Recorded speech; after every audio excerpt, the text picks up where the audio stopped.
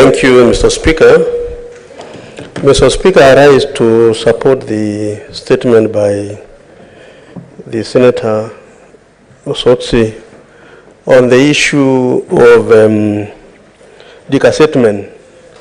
Mr. Speaker, if you listen to all the members who spoke to this particular statement, it's like this is a challenge that is arising in almost every county. In fact, all the members who spoke to this statement have very specific issues and concerns in their counties. And Mr. Speaker, I would like to agree with the other members who say that I think there is need for the committee to look at this more holistically. I heard Honorable Onyonga requesting the majority leader to speak to the president about this issue. I think that is not the way to go.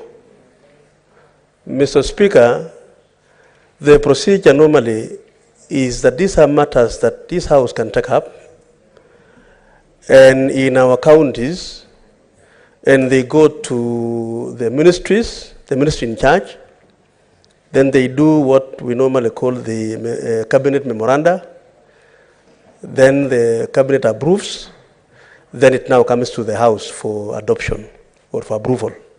So I want to agree, in Baringo, for example, Mr. Speaker, we have several schools and institutions which are actually built in those areas that are considered as forest areas. But practically speaking, Chair or Speaker, those are several acres of land, you know, in schools, in colleges, and so on.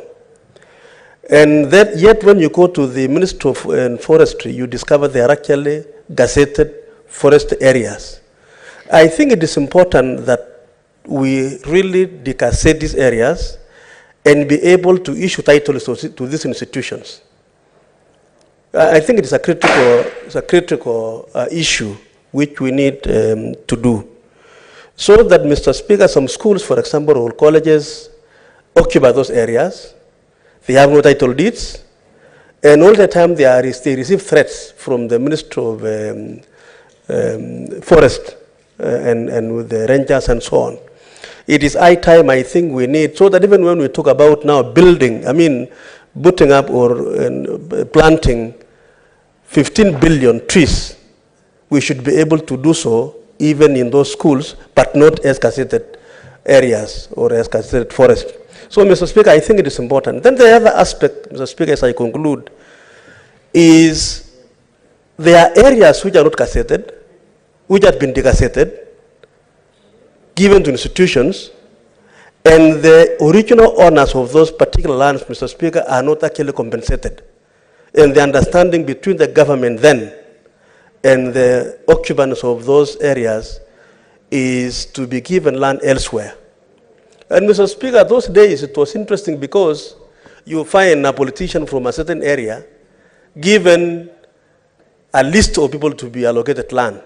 And that MP or minister takes the whole portion of land given to those people. So I think, again, those people were being promised to be given, to be compensated and given allocation of land.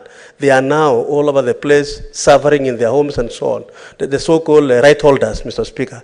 In a place like Baringo North, in Baringo County, Simo location, a lot of fellows were displaced. So I think I want to agree that there is need for the committee to, and I think I'm a member of this committee, Mr. Speaker, and we are going to really do a lot in terms of ensuring that we don't only look at Otso's situation, but also what's happening in the country, so that we bring an end to the suffering of people and institutions without title deeds for their institutions. So I support, Mr. Speaker. Let us get the last statement from Senator